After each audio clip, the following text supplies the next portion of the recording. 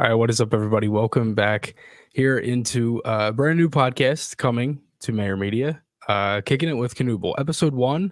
I'm here with the man of the hour, Mike Knuble. Mike, thanks so much for doing this. It's great to sit down and talk with you, and obviously get back with what we're doing. And we're back with Avengers, my friend, and it's exciting, and yeah, should be a lot of fun. Your school got in the way a little bit there, and everything else. So it's life, I guess, right? And life as a kid trying to make his way and get educated. So school gets in the way sometimes, Yeah. No, unfortunately it did, and obviously it was tough because it wasn't something that I wanted to end, Mike. I really enjoyed, obviously sitting down and talking with you, and I think there was a huge thing where each week where it was like every week I was learning something new, you know what I mean? And it was a lot of fun. And, I'm glad that we were able to figure it out and kind of go from there. As for the show and things like that, I'm going to kind of explain a couple of things, just for the listeners out there. So, obviously, we're on Twitter. It's at Kickin It Knuble, Instagram as well. Each week, show will be around 30 minutes or so. Every Friday at noon, you can expect new episodes. We'll talk about everything surrounding the Flyers and the NHL. The video versions will be up on YouTube and Twitter. And then as for audio, you can follow along on Spotify and Apple. Going to be very exciting. I think there's a lot of things this year, Mike, with the Flyers and just kind of where the team is at.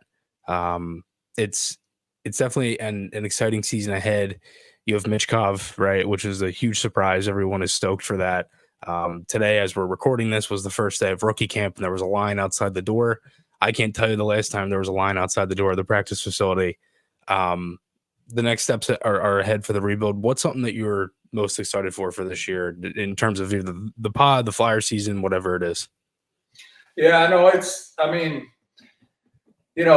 improvement from last year, right? Like, can you keep this thing moving forward and moving in the right direction? And it's a lot of young players, who are looking to take that next step forward. And obviously, Michkov is the real kind of the genesis of all this excitement. So that's certainly going to be interesting to see how that plays out.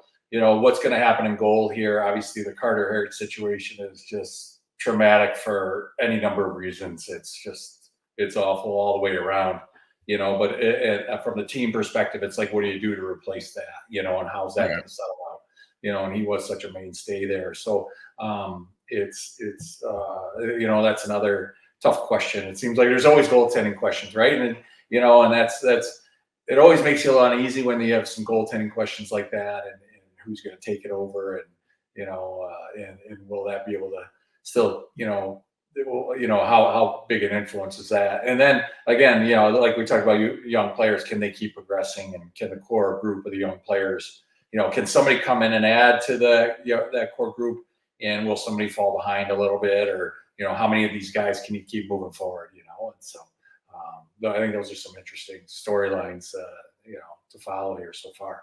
Yeah, no, 100%. I think the biggest thing for me, Mike, is in net, and just kind of going off what you were saying, like they need one of these goaltenders to really take charge.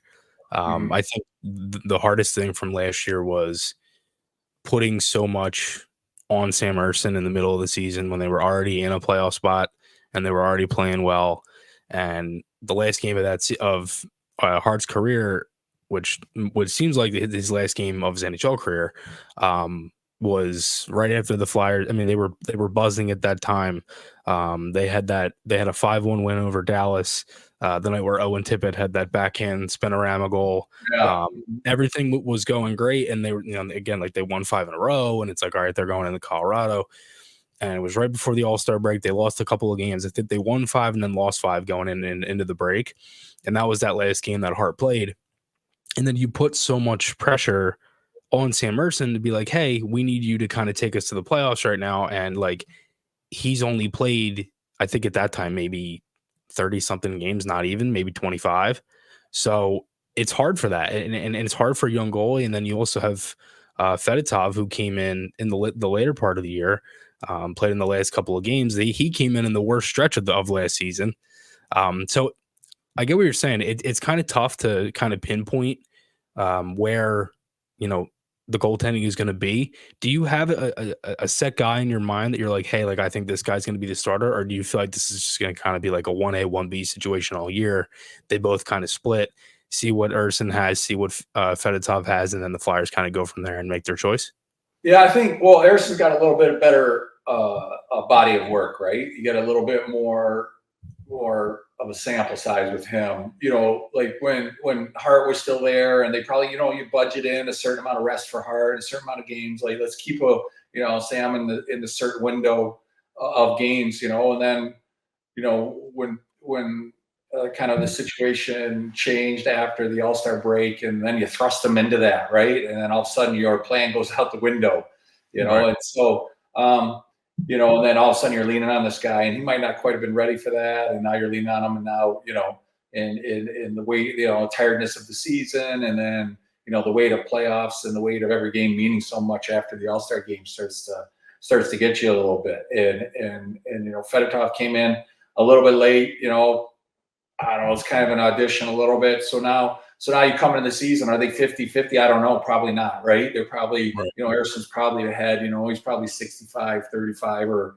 if my math is right, he'll get a proportion more of the games, and it'll probably end up being his to run with, and should he waiver, the other guy's going to get a chance. But I mean, I assume from the start he's going to be the head guy, he'll get more of the games. But again, it's a big load, like your first full year like that. You can't dump 80% of the games on a guy like that. You're gonna have to lean on these two, and they're gonna be goaltending by committee a little bit. I mean, you have to. You can't put it on these.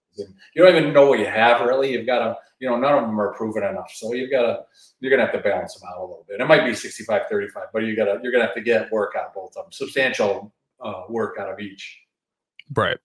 Yeah, no, 100%. And I feel like too, Mike, with that, we had a tweet earlier that came up on the account that I put out. That was 3 expectations from us. Yours was someone take control of the net. That was one of yours. Obviously, we just mentioned that a little bit. A couple other things you talked about. You said continued growth in standings, get Couturier back to form. As for me, I put continue to win the fans back. Power play improves, and find your starting goaltender. So we both, I think, are pretty set on like you got to find a goaltender and you got to get that guy and figure out who it is.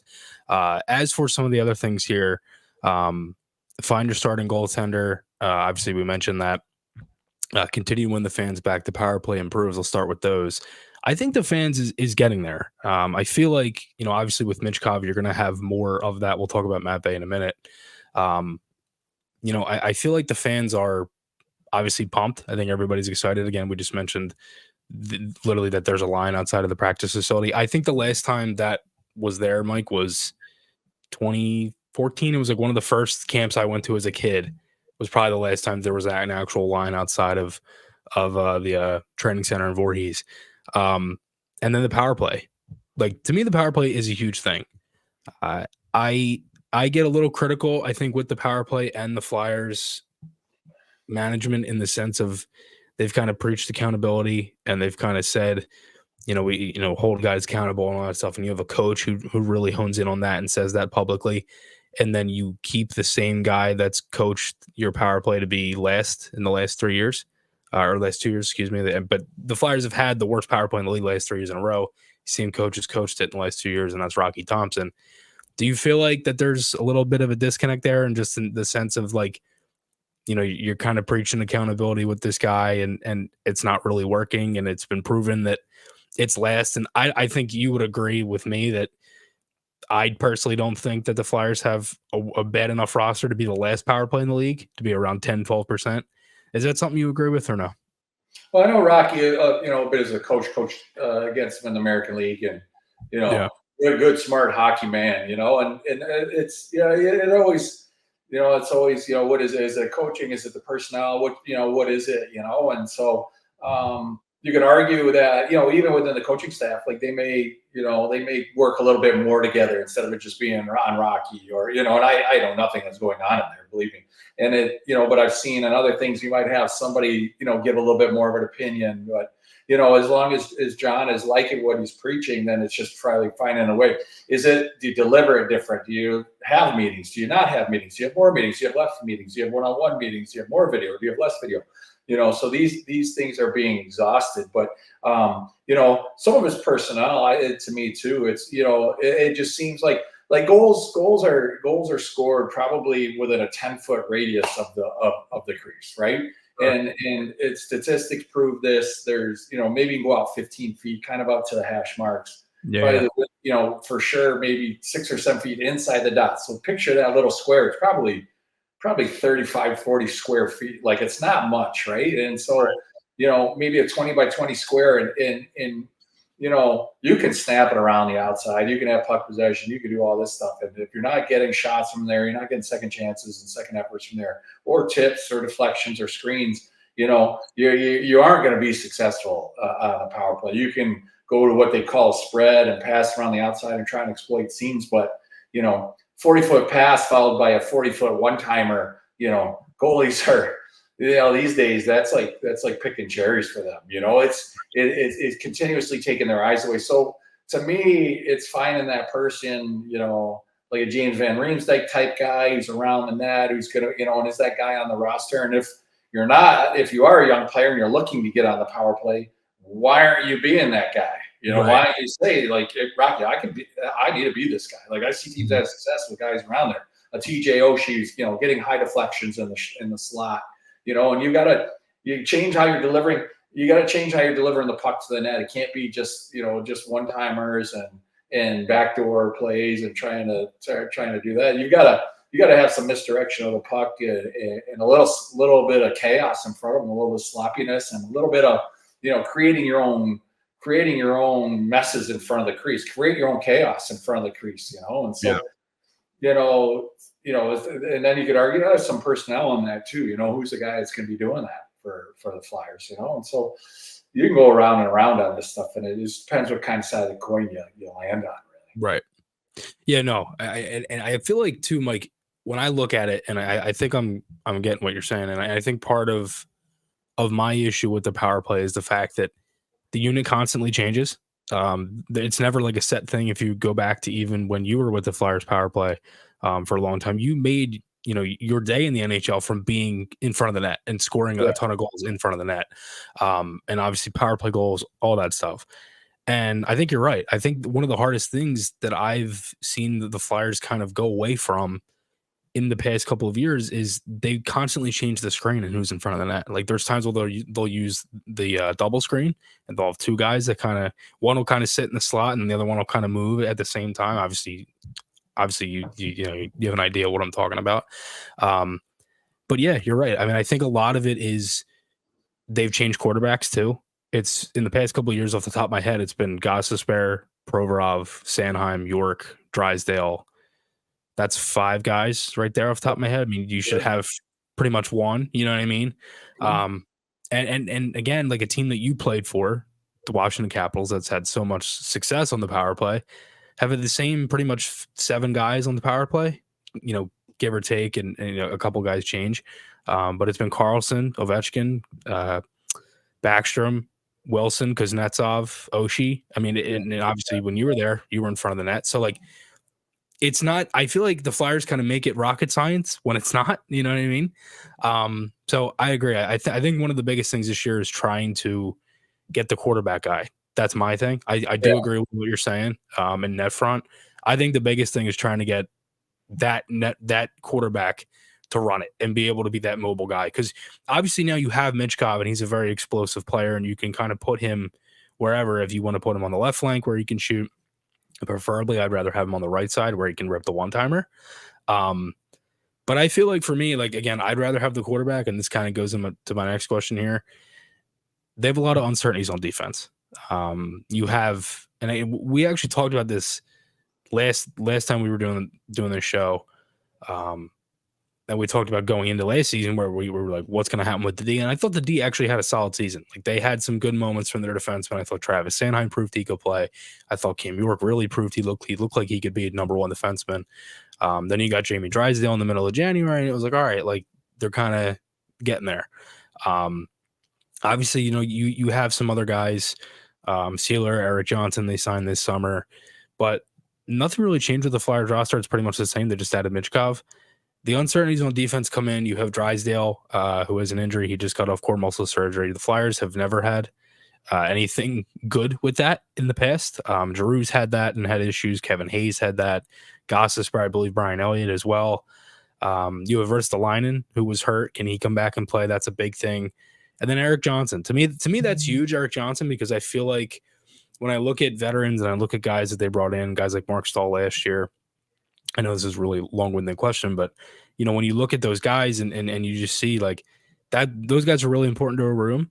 I feel like with the uncertainties on defense and all that, do you think that it's going to take some time with some of the injuries, especially with guys like 𝐊𝐍𝐔𝐑, and how big in the sense of Johnson do you feel like those guys can kind of be to the room?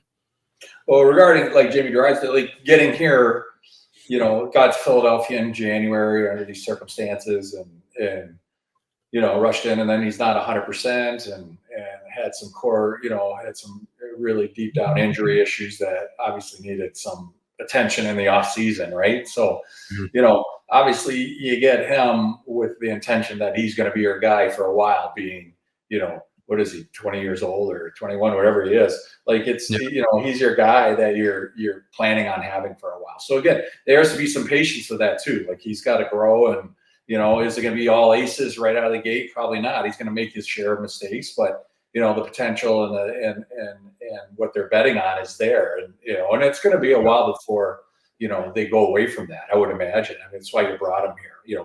Big part of that. And is Cam York, is Cam York the second guy who can run power plays, or can you flip flop them? And most likely, if you're very happy with your personnel, you're going to be able to interchange those guys. If one's faltering a little bit, one's doing a little bit better job. Part of learning too is failing. And then running a second unit when you think you're the first unit guy, right? And being pissed off about it. I mean, that's part of your growth and thinking you should be the man, right? So that's a good little competition between those two, and hopefully drives those two be better. I mean, they're pretty much the de facto PP guys running things, right? Would you say, right? And most good power plays are going to have 4 forwards on it. So, you're going to be 1 defenseman and 4 forwards. Very rarely are you going to have 2 qualified defensemen that can run a power, that can be on a power play in lieu of 4 forwards offensively. So, you assume that 𝐊𝐍𝐿 and Michkov there's 2 parts on the number 1 power play, and Konecny's going to be there too, and so there's 3. So it's kind of like filling in these spots, like who's going to fill in these spots. So for Rocky, it's great. You kind of have some guys filling in spots, and you can kind of move other guys around, and who complements them. Who's great at retrieving pucks? Who's going to go get pucks after rebound? I mean, guys realize the young guys have to realize part of that. Maybe their lack of success too is they are so young, and there is some moving around. There are a lot of moving parts, right? Mm-hmm. And guys who are playing and put on the PP, they know what they're doing. However, to do it in the American League and do it in junior or do it in college is different than doing it in the NHL. And so, when Torts and Rocky are trying to decide who's on this thing, and we're like, well, who's got a body? Again, I go back to body of work. Who's got a body of work? Who's done it before? And so you kind of have to live with some of these warts as you go to figure out guys that can do it. And that leads to some guys in and out. I mean, they're moving guys up and down, not only in and out of your power play and in and out of your daily lineup. They're moving guys up and down to the American League. Like guys aren't even on the roster anymore who are on the power play time, and then they're down in Lehigh Valley a week later. So it's real weird, like debuting all these guys. And so when you do have that continuity, it's hard to really get that consistency in your group. But when you're a young player, you might not necessarily deserve that locked in place either as a veteran guy who's done it for years, So, it's hard to say, but you are going to have some months. It's probably maddening and frustrating at times, but it is a young group, but that's not an excuse for lack of success at this point. And if you feel like you're not getting success, then you've got to go out. This is the NHL. Then you can go out and get guys. You can go out and find somebody that can do it. You don't have to develop your way into a nice power play. You can go out and get some guys that instantly make your power play better. So is Michkov one of them? Maybe, but we'll see. So, and then and sort of my long-winded answer, but then you go back to Eric Johnson and his role. Yeah. Here, he's overall, a first overall pick many years ago, blowing ACL. He's been He's been a Stanley Cup champion. He's been injured. He's been, the guy. He's been not the guy. Like, again, it's his role and his opportunity and his duty, as a guy who's been in the league for, over a dozen years and however long he's been in the league to kind of impart his wisdom and be that guy and be the mentor. And believe me, he's a competitor. He still believes he can play every night, and probably still wants to play every night. But kind of see how they're going to help some of these younger guys facilitate their games and be an extra voice, a calming influence to them too. And it's great when the young guys have a question, they want something. The answer might be, well, I don't want to ask Coach that. That seems like a stupid question. They might ask him instead because he's, over a beer at dinner or whatever they're having, might be casual conversation where you can kind of slip in a question without having to go to one of the coaches and Right. worried about, that sounds stupid or it sounds trivial. I can kind of bounce it off him first and he can kind of answer without me kind of ask a question without anybody knowing I'm asking a question type thing, like I'm really I'm picking his brain, but I'm actually asking a question for my own knowing. So always awesome to have guys like that around, especially for young guys. True. Yeah, very good point. Okay, so one last question here, and then we'll move on to the next topic. This one's a little more. This one's been tough to kind of figure out because there's been a lot of moving parts with this. Flyers, obviously, 𝐊𝐂𝐒, that was one of the big things is 𝐊𝐂𝐒 didn't want to come to the team. Didn't want to come to Philly. They ended up trading him to get Jeremy Drysdale, right? That's all said and done. Now you have the whole 𝐊𝐍𝐂𝐒 situation where I don't know if you've seen anything on this, Mike, but essentially there's been a lot of talk about him kind of refusing to come to Philly and having issues and being homesick, coming from Russia, all that stuff. How big of a concern is this? Because if you look at 𝐊𝐂𝐒, who's one of the top prospects forward wise, then you have Kolosov, who's probably their best goaltending prospect. How big of a concern is that? Is that's like two guys right there that are high end players that just don't want to come to Philly? Like, if you could pinpoint it, do you have any reasoning why that could be? Like, do you think it could be the Flyers management? Could it be just Philadelphia? Could it be any of the? You know what I mean? Like, it's hard to figure out because it's two guys that could have been really pivotal to the Flyers rebuild. One, the 𝐊𝐂𝐒 thing, like that's really hard to say. Being a U.S. player, I mean, it had Rutger McGrady. They're both the same age, both 04s, kind of same. Grew up playing in Detroit. Seen them a ton as kids. Know their parents. I know their parents. Like it's like Rutgers with Winnipeg. He didn't want to go to Winnipeg. Winnipeg wasn't giving him the spot that he thought he deserved or wanted in their lineup or the opportunity to play right away, I guess, evidently. And so he forces trade, he kind of forced his way out. I don't know. I think it's really interesting when prospects are able to call shots like that, but maybe that's the way it is these days when you're a pick like that. I don't necessarily think, I don't know why that would happen. I think the Rutger McGrady thing is a little bit more up front. Like the reasons were given. The 𝐊𝐂𝐒 in Philadelphia is a little bit strange, and nobody's no answers come out in that situation at all. And right now it's September, and we still haven't heard anything. Yeah, no, and it's both sides have kept that very quiet, and whoever knows anything is it's good to move on. I mean, you can't keep living in the past. I mean, we see this all over. People like to live in the past. You've got to move your organization forward, and probably, quite frankly, I don't know, as an organization, I guess some of these battles, you win some of these battles, you lose some of these battles, and things go a certain way. You come out on top, and then other times, you get kind of kicked a little bit, and you got to scramble and figure out what you're going to do. And and I know Jamie Drysdale would come here and be like, well, I'm going to make them forget about him. I'm going to make them, your goal of players, I'm going to make this the deal that they are so thankful they got. I'm going to be I'm going to be the result of this, and they think they lost something, but they gained something even better. And so, but as far as a Russian thing, I don't know. I found in my time in pro hockey, European goaltenders are all over the place. They really are. We had a ton in Grand Rapids, and it was, I don't know, and it was just, they were all over the map as far as their personalities and what they think they need and what they want, and how to talk to them. And Yeah. goaltending has become such a fine. It's a 1-to-2 player coaching ratio, right? Like you get two. I guess you can say it's 4 because a goaltending coach is going to run, really be close with American League goalies too. But it's certainly very intimate, and it's very. And so these goalies, I don't know. The European goalie thing, I don't know. They can go either which way. I tend to not have a ton of trust in European goalies, and especially Russian ones. Like, Right.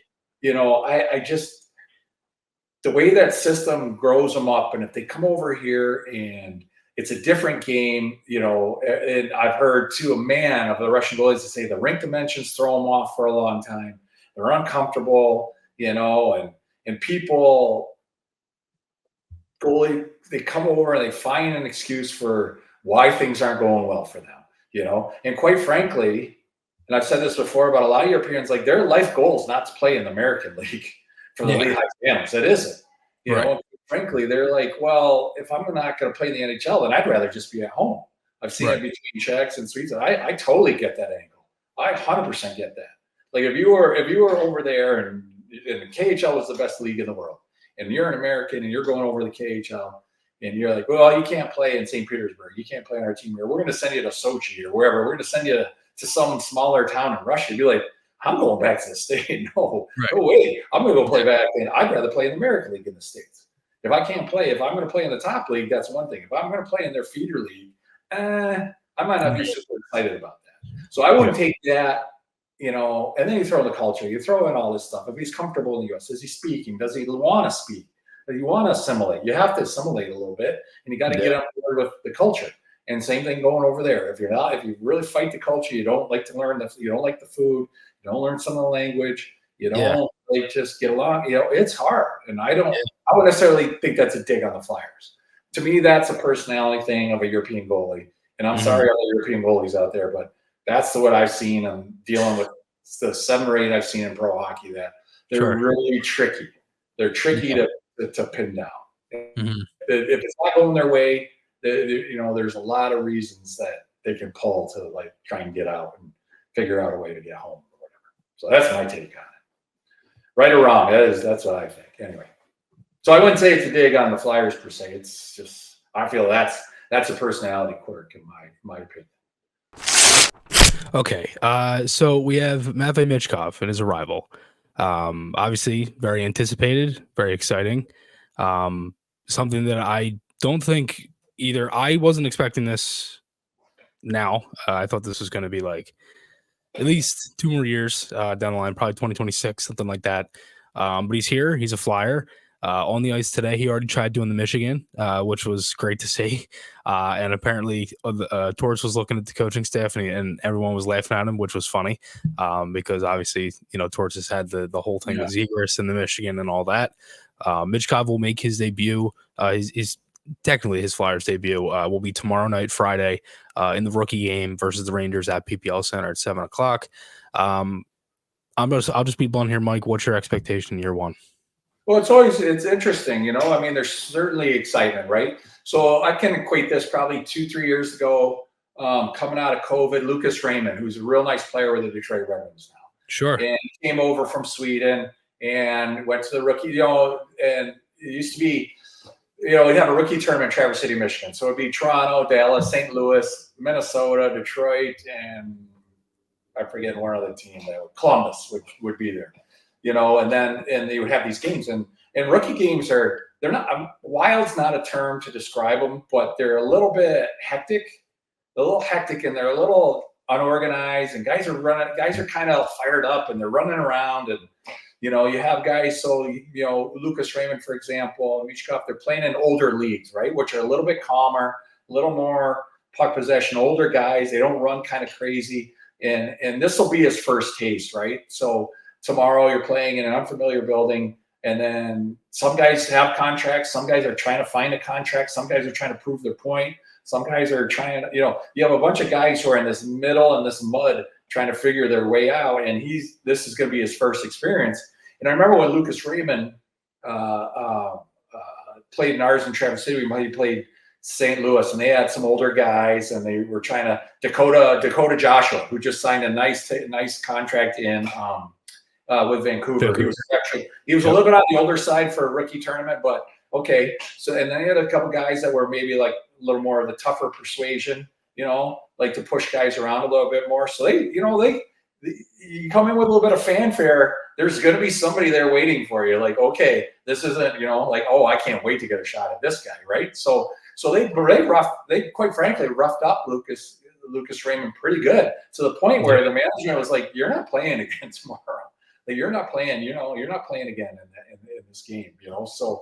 Against we'll call it a groin injury or whatever, but you're down. Like, you have a good chance to make our team, so we're not going to spoil your bid here by getting you murdered out here in the rookie thing. So tomorrow will be super interesting in the fact that it just might be a little bit crazy and a little bit hectic, and not that they're as rough. I mean, I remember playing in my rookie games, and they're again, they finished with 5 guys on the bench. Like, it was. They were gong shows, right? Yeah. Now management can actually see a game a little bit where, they can actually watch a kid play, and he might, but he's going to get his time on the PP. I don't know if they think he can kill penalties or not, but, if the game gets out of hand or starts swinging one way, you probably see his shifts go down, going to maybe not, they'll let the third and fourth, put Sawyer Bolton out there a little bit more, guys like that, and so, it'll be interesting, and so I think tomorrow won't be certainly a fair assessment. I just think it's a little bit chaotic, and you might have to worry about keeping his head up a little bit more than anything else, just because guys will be everywhere, and he won't be able to find, like, where's my centerman? I have no idea where my centerman is right now. I don't play with these guys. I don't know how they're playing. I don't, we have no continuity we've had one practice together, probably more individual. So whatever, temper expectations for tomorrow, especially in the rookie game. Right. Certainly exciting for him to get out there and get going, and I'm sure it'll help fill up the building a little bit more tomorrow in the 𝐿𝐈𝐿𝐂 there too. So. Yeah, no, 100%. I feel like too, Mike. I think with just his style of play, I really just want to see him on the ice.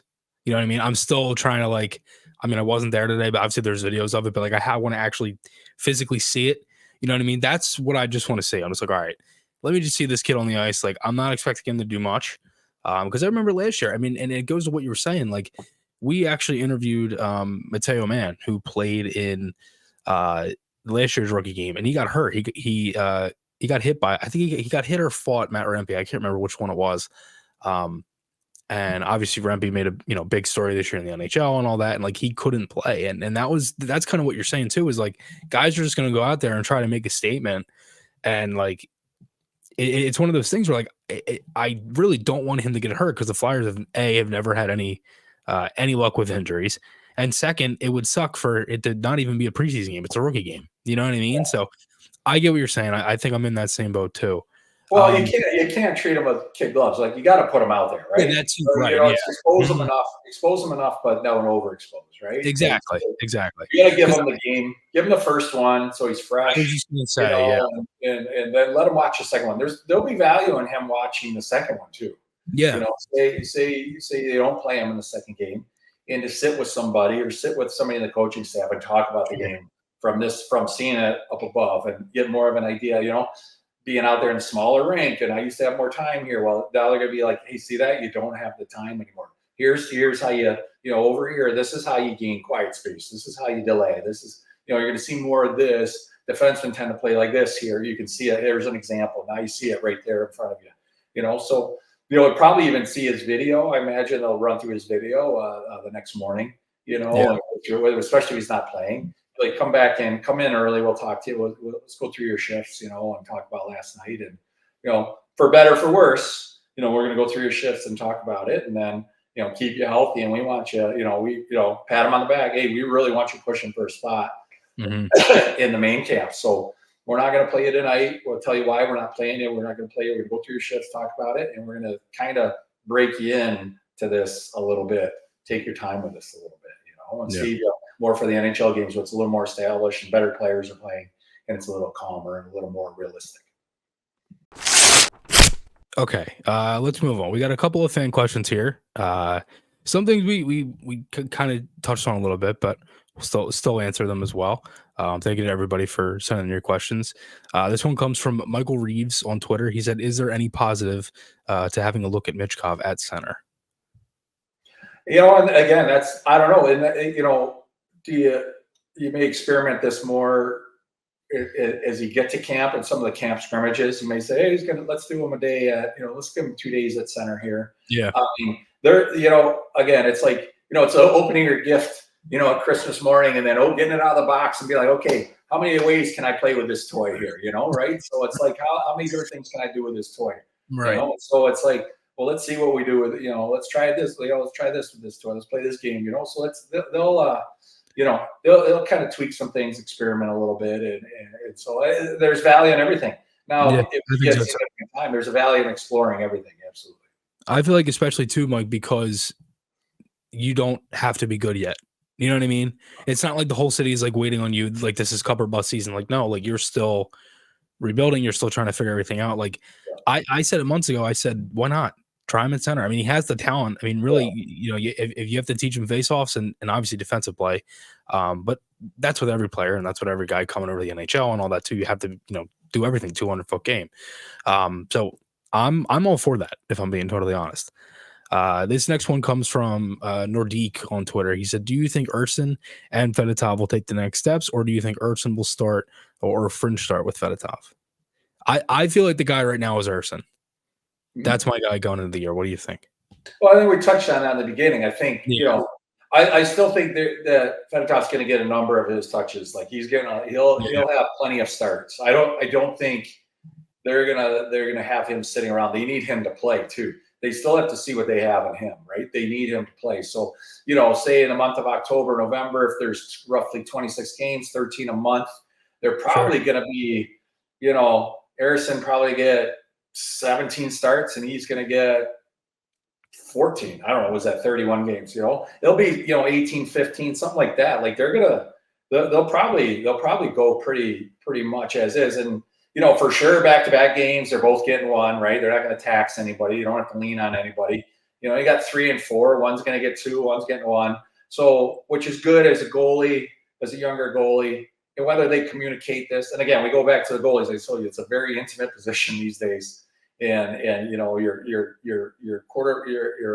goalie to coach ratio is so small that, they'll basically, I mean, you can go through and plan out. You can plan out a week or a month in advance and who's playing what. Internally, coaches might do it themselves, be like, okay, here's what I like to do. Barring anything, again, if stuff hits the wall, the shit hits the wall, and you got to make, and it's like, I'm going, and Torts is like, I got my gut tonight, I'm going back with 𝐅𝐸𝐿. Then you got to do it, but, they could plan this thing out, especially in the minors. They would really plan that out as far as who's getting what. And in the beginning, October, November, the first quarter point of the season is really important for both of them to be playing, and not like sample type playing, like a nice chunk of playing where you can get, not here and there, but a nice chunk of games in where you can kind of see them both. And then, again, say, hey, either we're going to stick with that kind of that 65-35 we thought, or maybe it's going to be 60-40. Maybe it's, maybe they're closer to 50-50, but right. Those are, so they're going to platoon, but I think 𝐅𝐸𝐿 will get the percentage more of games for sure. It might be slight, but he'll get it. Yeah. Okay. A lot of good stuff. Now we got the fun part. Now we got trivia. This will be fun. So each week, we're going to end the show by, I'm going to be asking Mike trivia about himself. So some stuff might change.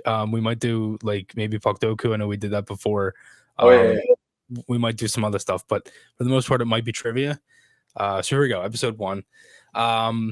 Valentine's Day 2003. You were with the Bruins.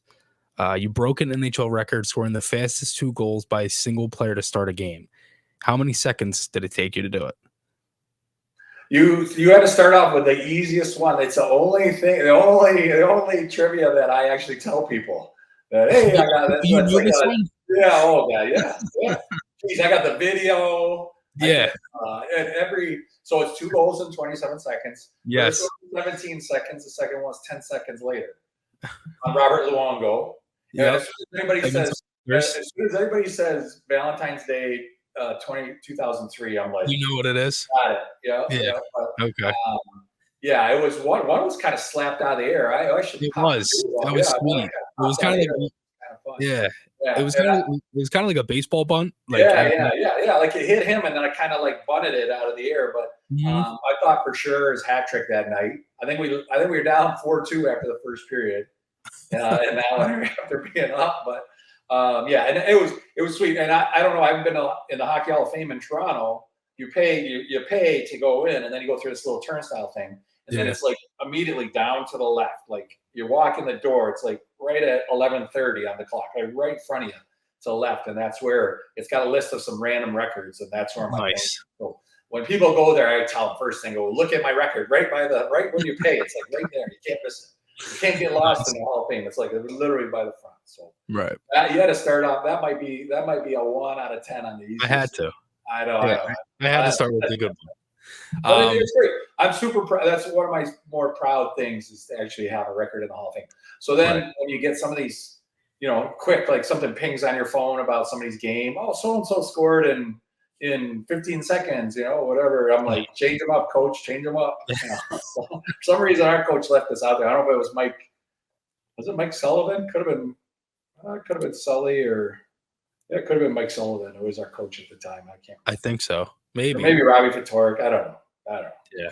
Robbie Fatorik got fired, but he must have got fired like right after that. I don't know. Let me see. I don't know. Mike Sullivan. Yep.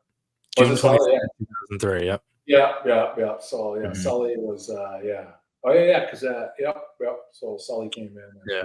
Or wait, no, I'm sorry. That was I think that was Fatorik. That was Valentine's Day. Yes, that's February.